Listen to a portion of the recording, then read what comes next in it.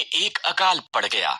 Elimelech, Naomi और उनके पुत्र भोजन की खोज में मोआब को गए। एलीमेलेक मर गया। पुत्रों ने मोआबी स्त्रियों ओरपा और रूत से विवाह कर लिया। तब पुत्र भी मर गए।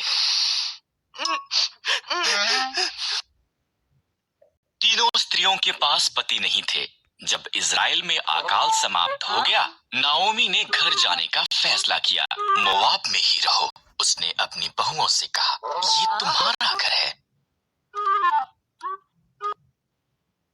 ओरपा वहीं रही, पर रूथ ने कहा, जहां भी आप जाओ मैं जाऊंगी। आपके लोग मेरे लोग होंगे, आपका परमेश्वर मेरा परमेश्वर होगा। रूथ और नाओमी इकट्ठे वापस इज़राइल को गईं।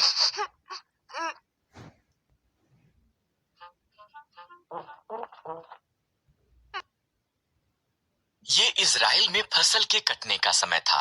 नाओमी ने रूथ से कहा कि वो जाकर खेत में काटने वालों के पीछे फसल को बीन ले। खेत एलीमेलेक के संबंधी बोअज का था। बोअज रूथ के पास आया।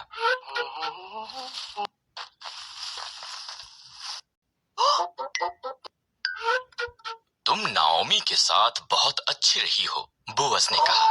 घर छोड़ना मुश्किल रहा होगा, परमेश्वर तुम्हें आशीष दे। उसने रूथ को भोजन दिया और अपने जवानों को उसकी देखरेख करने को कहा।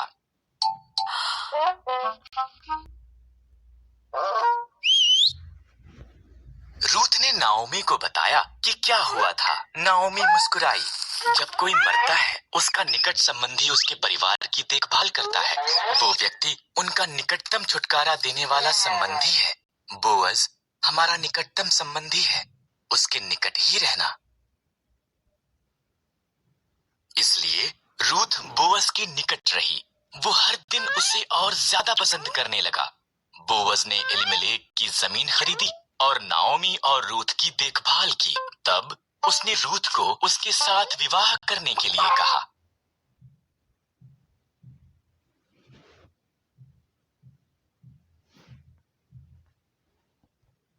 रूथ से एक पुत्र ओबेद पैदा हुआ। ओबेद का पुत्र यिशै था।